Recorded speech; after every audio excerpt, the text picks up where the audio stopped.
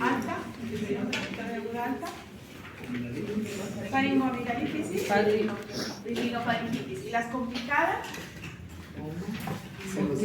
sinusitis, otitis media, amigdalitis, adenitis. Okay, esas son la parte de complicadas, pero siguen siendo altas. También pertenecen los CRUP, ¿recuerdan? Todas las subglóticas, llamadas también laringitis, ¿de acuerdo?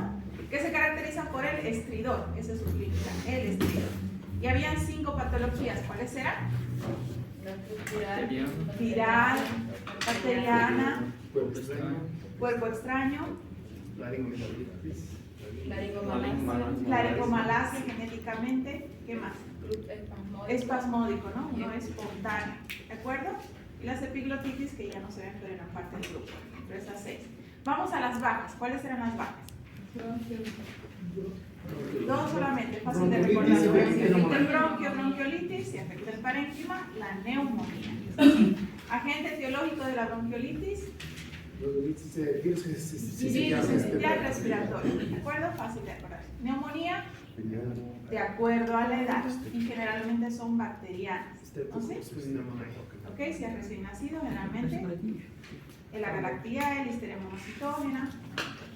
Si es un niño, que es lo más frecuente, de 2 años para adelante, el neumococo, ¿ok? Streptococcus pneumoniae, ¿ok? Es el más característico. Y dentro de las atípicas o en niños mayores, ¿cuál es el agente etiológico más frecuente? Micobacterium, ¿ok? Piensa el Mycobacterium como atípico, ¿ya? Entonces ahora vamos a entrar a lo que es el asma, que no entra dentro de las iras. No entra dentro de las infecciones respiratorias agudas, porque no hay un agente etiológico, ¿de acuerdo? El asma más corresponde a los llamados síndromes de obstrucción bronquial, ¿de acuerdo? Todo lo que es obstrucción bronquial. En el síndrome de obstrucción bronquial entran otras patologías, bien muy parecidas a la anemia. Las cardiopatías dan síndrome de obstrucción bronquial, los cuerpos extraños también dan síndrome de obstrucción bronquial, el asma, síndrome de obstrucción bronquial. ¿Okay? ¿Qué más caracteriza al asma dentro del síndrome de obstrucción bronquial? Y también que tiene un factor muy fuerte genético, ¿de acuerdo?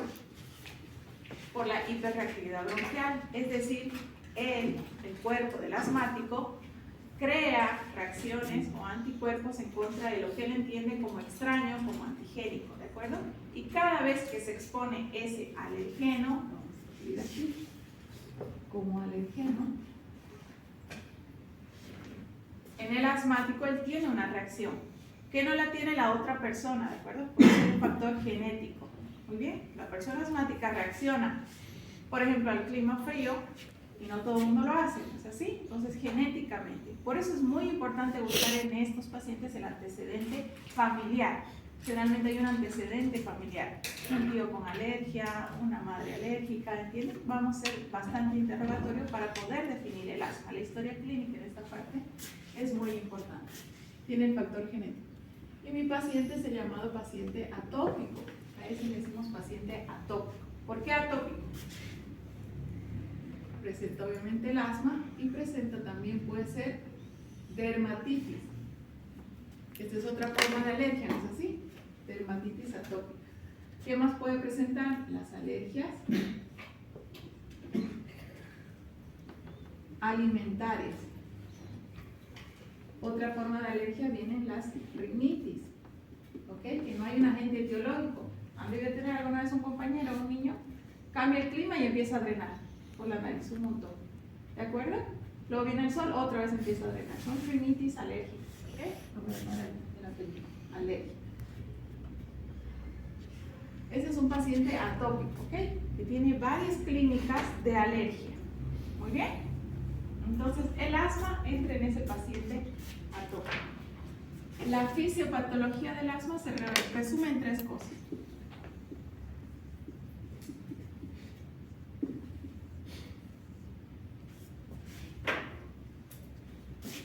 Hay una hiperreactividad bronquial.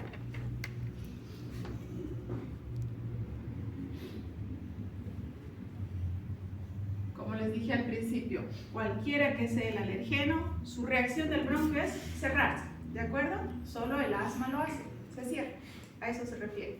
Muy bien, que les explicaba a veces no pasa eso en la bronquiolitis, la bronquiolitis se obstruye por el detritus celular, en el asma se cierra. ¿Okay? Esa hiperreactividad bronquial provoca ese edema, esa secreción, lo mismo todo en el bronquio, provocando el resultado final, la broncoconstricción. Por eso el tratamiento se enfoca en un broncodilatador, ¿de acuerdo? Porque su fisiopatología es cerrarse y necesita el tratamiento abrir. Ahí sí funcionan los broncodilatadores. Muy bien, esa es entonces la fisiopatología.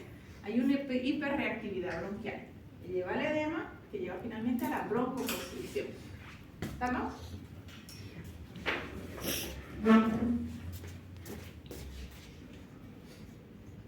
Clínicamente el asma, como en todas las patologías de pediatría, tienen score.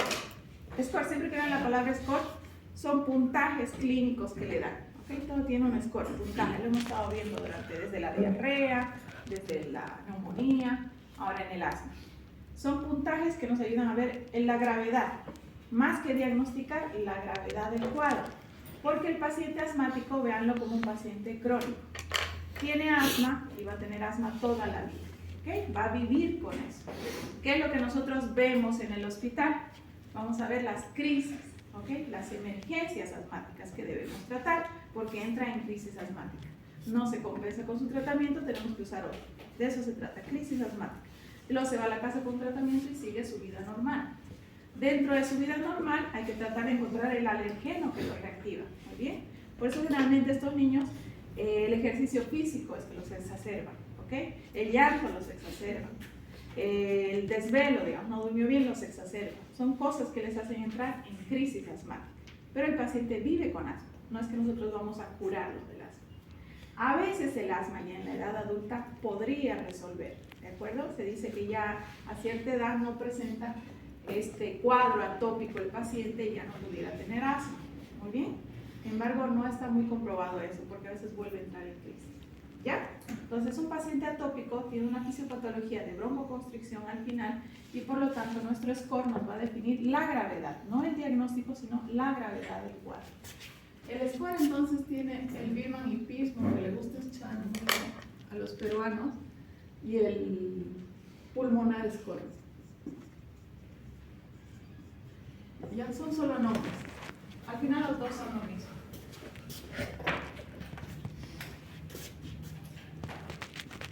¿En qué consiste? El paciente que presenta como cuadro tiranio.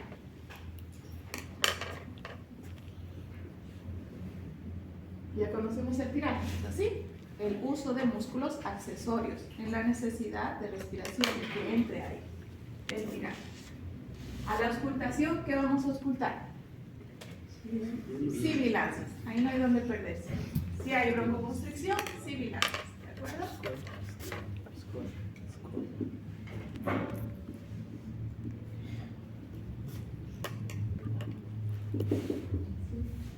Sibila. Muy bien. ¿Qué más tenemos en el asma? Clínicamente, ¿qué más? La disnea, sí, es parte del score, pero no es. ¿Qué más? ¿Qué más puede presentar el asmático? ¿No han visto un paciente asmático? ¿No tienen en la casa? ¿No? ¿Un paciente alérgico? Cuando entra en el asma, ¿qué es lo clínicamente que tiene y no se le quita con nada? ¿No se les ocurre? No me preocupa, ahorita les digo, pero no se les ocurre nada. La tos, ¿de acuerdo? Es de paciente que puede tenerlo en casa igual y lo puede tratar. Es un paciente con tos y no se le quita. ¿Qué es lo primero que piensa el pediatra? 2 semanas de tos seca, alergia. Ya de entrada y le da antialérgicos.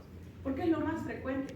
Para que el cuerpo tenga el reflejo de la tos, que ya recuerdan el círculo de la tos, es que algo le está molestando todo el tiempo. Si es un agente etiológico ya hubiera sanado, ¿no es así? Si hay una bacteria o un virus ocasionando esto. Pero si van 2 semanas y se mantiene la tos, entonces ya es algo alérgico. Y entonces entra en el cuadro de un paciente atópico, entra dentro del asma, ¿de acuerdo?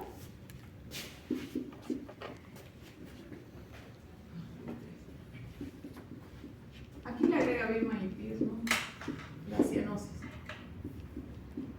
¿De acuerdo? Ya, esa es la única diferencia. Aquí le pone la cianosis. Pero ya ustedes pueden deducir si mi paciente entra con este cuadro más cianosis, ya está en una gravedad, ¿no es así? Ya está en un cuadro severo de asma, porque ya está hipoxémico. Entonces, como esta clasificación me va a llevar a lo que es, ¿qué va a hacer? Si hay una crisis leve, una crisis moderada y una crisis severa. ¿De acuerdo? Es que yo me baso en este puntaje que le voy a dar. Obviamente en una leve va a ser un paciente que solamente presente una ligera tos y que logre auscultar sibilancia. ¿De acuerdo? Esto me va a dar solamente un puntaje en leve de 3 puntos. Ya moderada, si va acompañada de una tos que empieza a ahogar, parecida a la coqueluche, y que ya se me está empezando a poner cianótico. Cianosis empezando en un niño es muy difícil de definir, por eso les digo que en la práctica mucho no se usa. Generalmente se dice que hay una cianosis periférica empezando y que se habla de cianosis central, ¿ok? Cuando ya está más grave. Pero realmente la clínica es difícil de definir. Todos llegan con una cianosis central, esa es la que nosotros logramos ver. Eso es, pero lo único que la define la cianosis de severa a moderada y ligera, ¿de acuerdo? Y en esta ya aparecen 4 puntos y en esta ya aparecen por arriba de 7 puntos. ¿Qué es lo que me va a ubicar un poquito mejor de mi paciente si está entrando en cualquiera de estas 3 crisis? La saturación. La saturación es un mejor apoyo para mí. En el caso de la saturación es cuando todavía se mantiene en 94. ¿De acuerdo? Pero moderada cuando me empieza a bajar casi por abajo de 92. Y obviamente severa, toda clínica pediátrica cuando su saturación está debajo de 90. ¿De acuerdo? ¿Qué es este parámetro? Y ahora es bien fácil adquirir un saturómetro. Es el que más me ubica una crisis leve, moderada y severa. ¿Ya? Más que la clínica del score, porque el score también varía de acuerdo a la edad del niño. Entonces, si el score lo que me va a ayudar es a definir la crisis, en qué estado está, ¿qué es lo que me va a ayudar a diagnosticar? Viene este paciente con una clínica de tos larga, prolongada, sibilancias y obviamente el grado de esfuerzo que tenga de disnea. No puedo decir que es asmático hasta que no haga una espirometría. Espirometría. Forzada. ¿Ya? A mí es un espirómetro en la clase de fisiología. La espirometría es un aparatito, ¿de acuerdo? No es nada complicado. Ajá, exacto. Soplas, ¿no es así? Tome aire y sople con todo el esfuerzo posible. Eso es una espirometría, me va a dar los niveles que queda de retención del pulmón. Después de una inspiración forzada, le digo que sople para afuera, ¿ok? Y lo que quede. Eso me da la espirometría. De acuerdo al valor de la espirometría, si es mucho, es decir, él retiene mucho líquido al momento de, él retiene mucho aire al momento de expulsar, quiere decir que ya tenía mucha retención, ¿ok? El asmático. Por eso el rayos X siempre tiene retención de aire, ¿no? Costillas horizontalizadas, mucho espacio intercostal, porque el asmático ya no logra, si quieren verlo así, expulsar todo el aire. Entonces la espirometría me da el diagnóstico final. Pero ¿cuántos pacientes se hacen espirometría? Muy pocos. A veces te llegan y te dicen, sí, mi hijo es asmático. ¿Se ha hecho? No, no se ha hecho. Muy parecido al diabético, ¿de acuerdo? El diabético, ¿cómo se define? ¿Cómo se diagnostica? Tiene que hacerse una hemoglobina glicosilada, tiene que hacerse análisis de microangiopatías, etcétera, para decir que es diabético, ¿no? ¿Sí? Eso te diagnostica de diabético. ¿Cuántos se hacen? Pocos. Generalmente es un paciente que se ha hecho una glicemia, ay, salió altísimo, soy diabético, nada más. No es diabético todavía. ¿Me entienden? Lo mismo funciona el asma. Realmente este es el diagnóstico final que te dice que es asmático. Pero no se lo hace. Realmente son pacientes alérgicos y solo se autodefinen como asma. ¿De acuerdo? Pero solo esto me da el diagnóstico final. Por eso en el cuadro entra de que el paciente asmático generalmente tiene que ser un paciente mayor de 5 años. Si presenta este cuadro y es menor de 5 años, se dice que no es asmático. ¿Por qué? Porque no hay asma, no, claro que puede ser asmático. El problema es que no hace espirometría. Un niño de esa edad no te va a decir sopre fuerte, va a ser máximo así, ¿entiendes? Porque lo han intentado hacer dentro del diagnóstico, él no hace ese esfuerzo de soplar fuerte. No da un diagnóstico definitivo. Solo eso lo descarta. Muy bien, entonces antes de esta edad, eso es por libro, por la pregunta, ¿de acuerdo? Antes de esta edad. Con este cuadro yo digo bronquiolitis. Muy bien. Pasado los 5 años para adelante, recién yo digo asmático. ¿De acuerdo? ¿Sí? ¿Se entendió? Entre en ese diagnóstico. Porque solo esto me da el diagnóstico final. Listo. Tengo mi score. Lo defino como leve o como moderado o como severo. Para mi crisis. Entonces empiezo el tratamiento. Para eso es un score. Esos son todos los scores. Para ver qué tratamiento yo voy a empezar. ¿Puedo borrar esto de acá? Yo daría puntaje de score de 1 a 5, ¿no? Todos. El máximo es 9, ¿de acuerdo? El máximo es 9 de esto, cuando lo sumo. El máximo es 9. Pero ninguna tabla la van a usar, por eso ninguna tabla les doy exacto 1, 2, 3, aquí 5, 6, 7, 8. Primero no se me va a olvidar, segundo porque ni yo lo manejo. Y tercero en la práctica tampoco lo van a manejar. Lo que les llevo a la practicidad de un score es como cuando vimos diarrea, ¿no es así? Y algún niño con diarrea también hay un puntaje. ¿Se acuerdan del puntaje? No. ¿Pero qué les dice que ese niño está en deshidratación severa? ¿Qué clínica? Boca seca.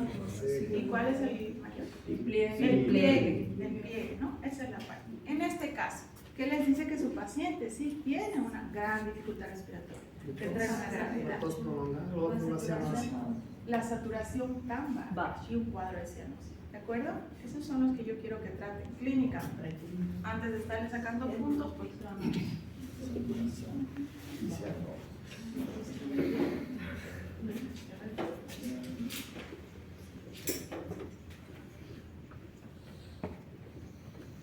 Medicamentos.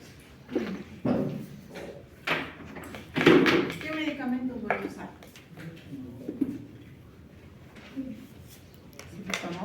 Ajá. Obviamente, broncodilatador. ¿Es así? Los receptores.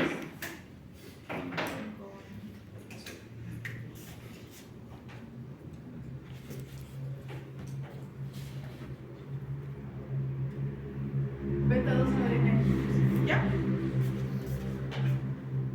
Los beta-2 adrenérgicos son de acción corta, es decir, más rápido, y vamos a poner de acción prolongada, que dura más tiempo, muy bien, pero tardan en activarse. Como yo estoy en la emergencia, ¿cuál necesito? El de acción corta, que va a actuar rápido. ¿Sí? No nos sirve.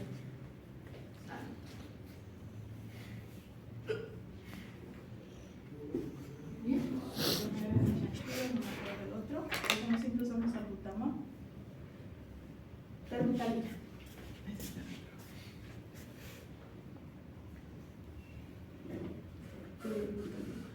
¿Ya? Cualquiera de las dos. ¿Alguien sabe la dosis del salbutamol?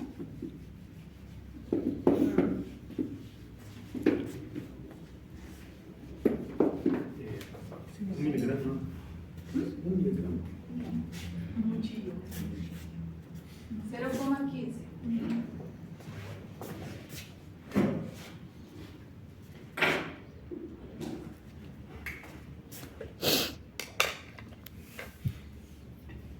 Miligramos, kilogramos, dosis. ¿De acuerdo? Esa es la dosis. 0,15 miligramos, kilogramos, dosis. El salbutamol tiene presentación en gotitas, ahora viene en jarabe y viene en PAP. PAP le decimos, ¿ok? O pulsaciones en el baño que se pasa el PAP. Los PAP ya tienen dosis machadas, ¿de acuerdo? Generalmente, los PAP.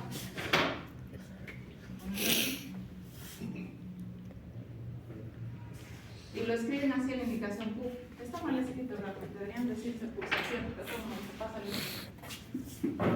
Los PUF vienen ya con 100 litros como dosis. 100 microgramos. ¿De acuerdo? Estos son los puntos. Realmente ya vienen con esa dosis marcada. Entonces lo que yo debo hacer es calcular cuántos PAP voy a pasar, si voy a usarlo así, como PAP o como aerosol. Si voy a usar las nebulizaciones, ustedes ya saben cómo se preparan nebulizaciones. Se coloca con suero fisiológico, ¿no es así? Y el salbutamol voy a utilizar gotas. Acordándome de las gotas. Las gotas, yo quiero 1 ml, que equivale a ¿cuántas gotas equivale 1 ml? 20 gotas. En todo medicamento es así. Muy bien, yo transformo 20 gotas y eso equivale a 1 ml. ¿De acuerdo? Hago el cálculo que necesita mi paciente basado en eso, lo transformo en ml y eso me sale la cantidad de gotas. Generalmente, en modo más rápido, los niños generalmente que tengan 5 años para adelante, es decir, más arriba de 5 años, ya se utiliza la dosis mínima, que es 2.5, y la dosis máxima es 5 ml. Muy bien, esta es la mínima y esta es la máxima. A partir de 5 años hasta 10 años, aquí utilizo la máxima y aquí utilizo la mínima. ¿De acuerdo?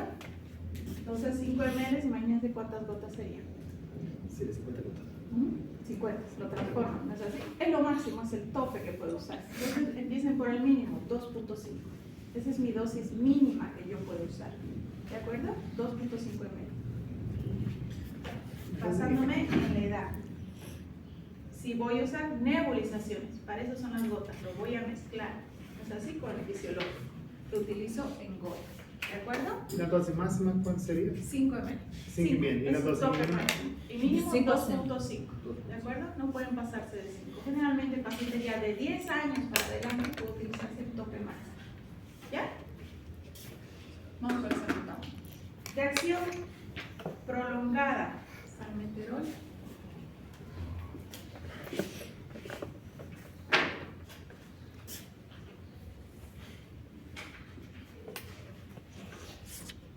Salmeterol. Este también viene en PAP y el otro en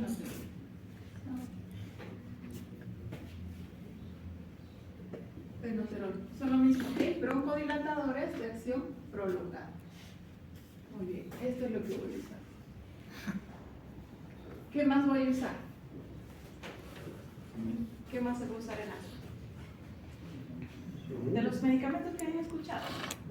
Bromuro dipratropio, ¿no? ¿Escucharon del bromuro dipratropio? Es un anticolinérgico.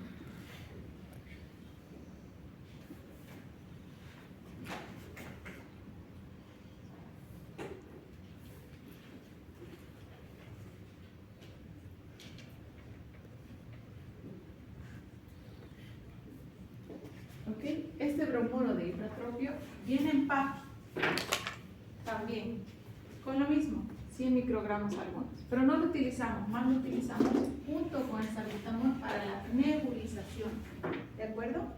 En este caso puede variar su dosis hasta 1. Ah, perdón, este es mínimo, su dosis de 0,25. 12. Van a acordarse siempre es la mitad del salbutamol. ¿Okay? Lo que vayan a utilizar de salbutamol es la mitad del bromuro dipratropio. Van a utilizar la mitad, ¿ya? Ahora les digo cuál usar cada uno. ¿Qué otro medicamento? ¿Qué otro medicamento han visto en asma?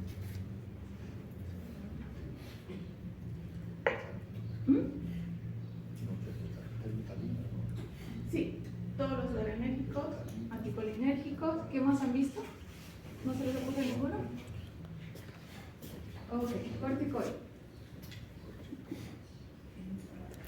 Muy bien. ¿Cuál conocemos? Dexametasona.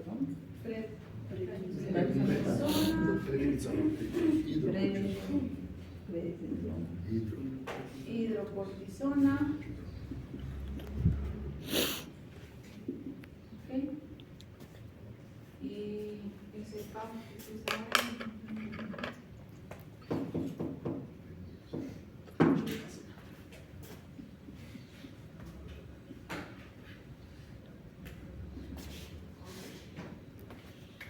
prednisona dosis.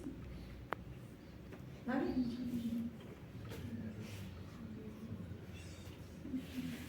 1-2 miligramos kilogramo dosis. Hidrocortisona, lo hemos usado ya nosotros. ¿Se acuerdan? 1 por 3, 1 por 3. ¿Es dar No, cuando 3? 1 a 2 miligramos por 4 kilogramo. miligramos. 4 miligramos. Un poquito más. La hidrocortisona ustedes pueden utilizarla hasta 15, ¿de acuerdo? Hasta 15. Pero es un toque tal. Prednisona, hidrocortisona, ¿qué vía es? ¿Qué forma se utiliza? ¿Por qué vía le van a dar? Es sistémico, ¿no es así? Endovenoso. Muy bien. También puedo utilizar intramuscular, pero no se los aconsejo, ¿de acuerdo? Endovenoso.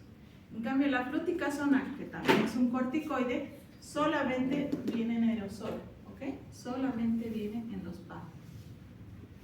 Es la única forma en la que viene, pero es también un corticoide, ¿de acuerdo? Ahora, tengo todo este montón de medicamentos, y obviamente el oxígeno.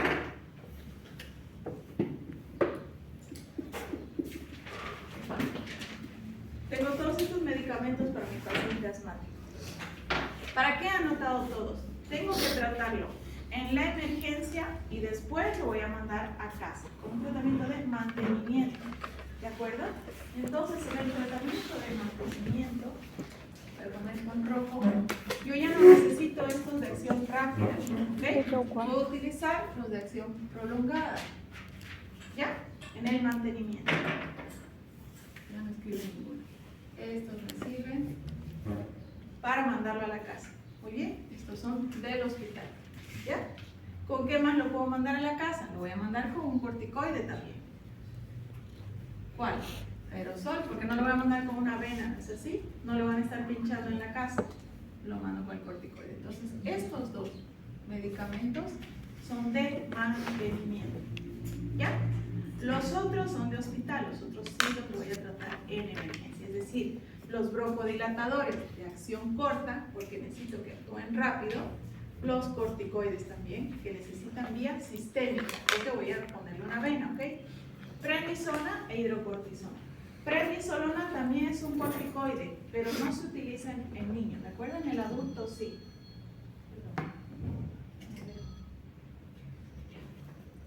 Entonces tengo ya todos mis medicamentos. Lo voy a trasladar a cuál utilizar en leve, moderada y severa. Esto bien. Listo. Leve. ¿Qué voy a usar? Salbutamol, que ya sé que es lo que necesito rápido, y lo voy a utilizar en PAP.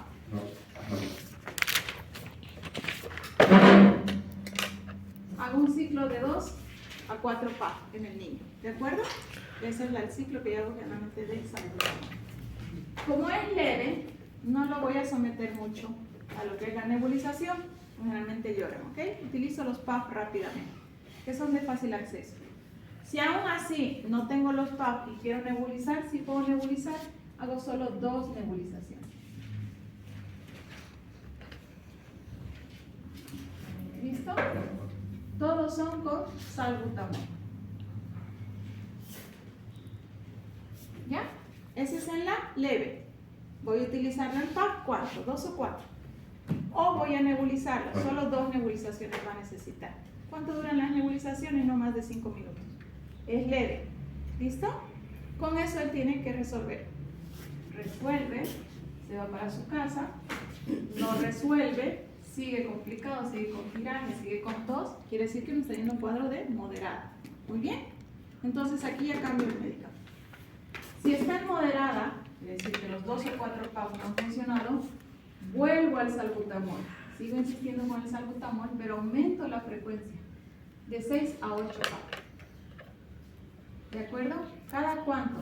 Así lo voy a tener. Cada 20 minutos. ¿Ya? Es lo que voy a usar. Hago casi el doble de lo que utilicé aquí en la leve. Hago 6 a 8 PAP cada 20 minutos. Muy bien. ¿Cuántos puedo hacer de esto? 3 intentos. Lo voy a poner así como 3 intentos. le doy 6 a 8 en 20 minutos, ¿de acuerdo? Espero un rato, los otros 20 minutos, otros 6 a 8. Muy bien.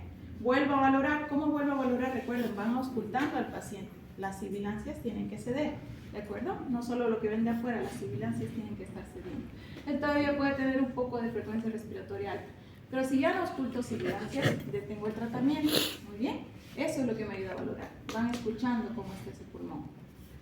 Esto le llaman de rescate. Y a veces el médico lo abrevia así, ¿no? Dale un rescate. A eso se refiere, ¿ok? Es este ciclo de 6 a 8 PAF cada 20 minutos. No tengo los PAF, me voy entonces a las nebulizaciones. O nebulización. Hago lo mismo. Hago mi cálculo de dosis de las nebulizaciones y voy a usar 3 nebulizaciones. ¿Ok? Igual, cada 20 minutos. Se han hecho un montón de estudios para ver qué es mejor, o el PAF con la aerocámara o las nebulizaciones. Muy bien, ninguno se define. En ambos llega el medicamento y ambos tienen la misma efectividad. ¿Cuál es la única diferencia? Que nebulices a tu paciente y no le pasas PAF. ¿Se les ocurre? ¿Qué es lo único que diferencia? La dosis es igual y les llega igual. Si se hacen bien, les llega igual. ¿Cuál es la única diferencia? En la nebulización, ¿qué más le das? No, no estamos solo con el salbutamol. Han preparado la nebulización. ¿Qué más le están dando de extra? Aparte del medicamento, aparte del suero. ¿Han preparado nebulizaciones? ¿Han visto preparar? Se pone suero fisiológico 4 ml, le pongo mis gotitas de salbutamol y lo adhiero aquí.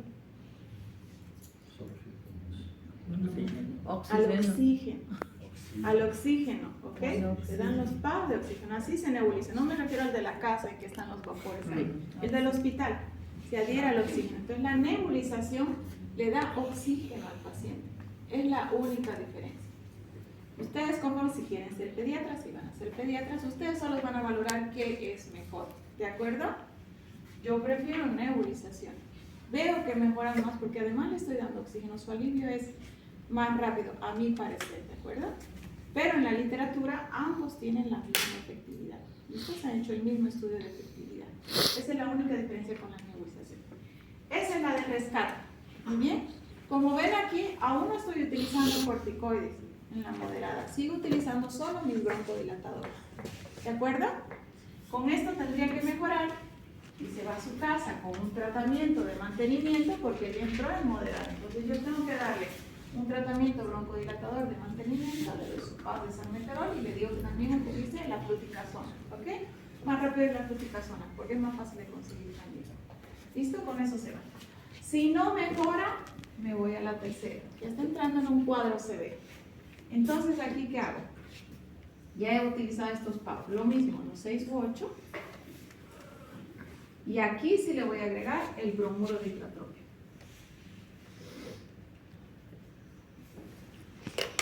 Perdón, aquí no son PAF. Yo voy a utilizar en nebulizaciones. ¿Ok? Nebulización. Con su dosis máxima de 5 ml. Más bromuro de hidratropio, la mitad, 2,5 ml. Y aquí se voy a usar cualquier corticoide, ¿ok? O prednisona, hidrocortisona. Recuerden, ya en este momento, si está tan cianótico con una disnea grave, ya tiene una vena. ¿No es así? Y le paso la dosis de hidrocortisona o prednisona. ¿Listo? Cualquiera de las dos me sirve en vía sistémica. Más corticoide. Como ven, solo en el cuadro severo utilizo todo. Mientras esté la leve y moderada, yo sigo intentando con el salbutamol. Le doy pequeños PAF de 2 a 4, o me voy a la de rescate que aumento de 6 a 8 PAF, ¿de acuerdo? Pero si estoy en la severa, ya combino mi nebulización con bromuro de hidratropio y ya le agrego el corticoide. ¿Perfecto? Solo en la severa utilicen los 3, no lo agoten tan rápido todo de entrada, como hacen algunos. Ante el desespero ya le ponen hidrocortisona. ¿De acuerdo? Utilícenlo solo hasta que esté en una crisis grave. Lo que pasa es que a veces tenemos mucho miedo de que entre este cuadro y nos adelantamos a veces. Muy bien. Pero cuando acaban todas estas armas de medicamentos y sigue mal mi paciente, ¿qué otro medicamento les queda? Nada más. No tienen nada más para usar en un asmático. Este paciente ya entraría en UCI, ¿de acuerdo? Ya lo intuban, ya le tienen que ponerlo en estado de coma, intubarlo, ¿ok? Ya entra a unidad de cuidados intensivos, que es en la UCI. Aquí se acaba todo nuestro proceder en emergencia. No hay nada más para dar, ¿de acuerdo? Ese es entonces leve, moderada y severa. Entonces el paciente asmático.